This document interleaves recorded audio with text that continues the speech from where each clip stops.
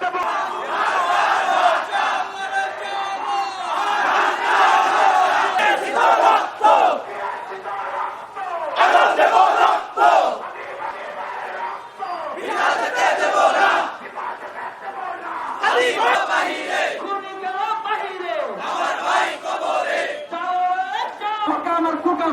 সব আশ্রয়দাতা কারা একটাবার চিন্তা করেছি কেন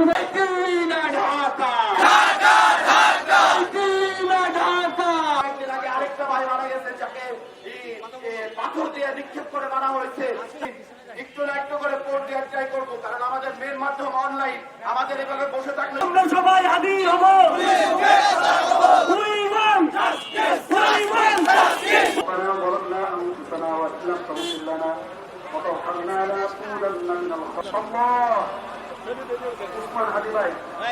আমাদের রক্তের কোন সম্পর্ক তার সাথে নাই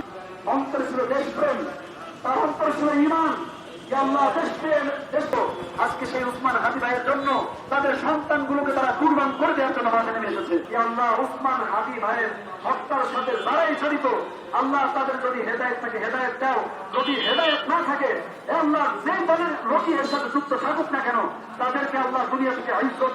ইজ্জত নষ্ট করে বেইজ্জতের সাথে লাঞ্ছনার সাথে দুনিয়া থেকে বিদায় করে দাও দেশের পক্ষে লড়াই করতে পারি তাওফিক আমাদের দান করে দাও আমিন বিরহমাতিকা ইয়া আরহামার রাহিমিন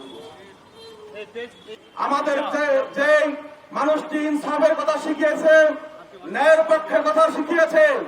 সেই মানুষের পক্ষে আজকে আমাদের রাস্তায় দাঁড়াতে হয়েছে দিল্লিবাদী কায়েম যারা বাংলাদেশে শাসন করতে চায়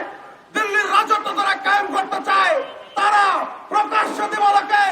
এই মানুষটাকে রাস্তার উপরে গুলি করে হত্যা করেছে এর চাইতে জঘন্যতম অপরাধ এর চাইতে জঘন্যতম অন্যায় আল্লাহর জমিনের নিচে আর আছে কিনা আমরা সন্দেহ করি বাংলার জমিন থেকে একজন ব্যক্তি কণ্ঠ মিলিয়ে একজন ব্যক্তি উগ্র কণ্ঠে জবাব দিয়েছে তিনি হলেন শহীদ শরীফ ওসমান হাদি ভাই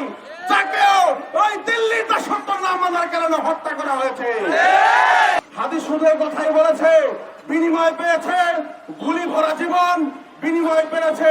অল্প বয়সে পৃথিবী ছেড়ে আল্লাহ ডাকে সারা দিয়ে চলে গিয়েছে একটা হাদি একটা বাংলাদেশ আর সেই হাদিকে কিভাবে হত্যা করা হয়েছে আর যদি হাদির হত্যার বিচার না হয় আমি মনে করি না এদেশে আমার সন্তানের কোন জীবনের নিরাপত্তা আছে এই যারা ক্ষমতা তাদের প্রতি তো যদি একটা হাদির হত্যা বিচার করতে না পারে আমরা কিসের ভোটাধিকার প্রয়োগ করব কাকে নির্বাচিত করব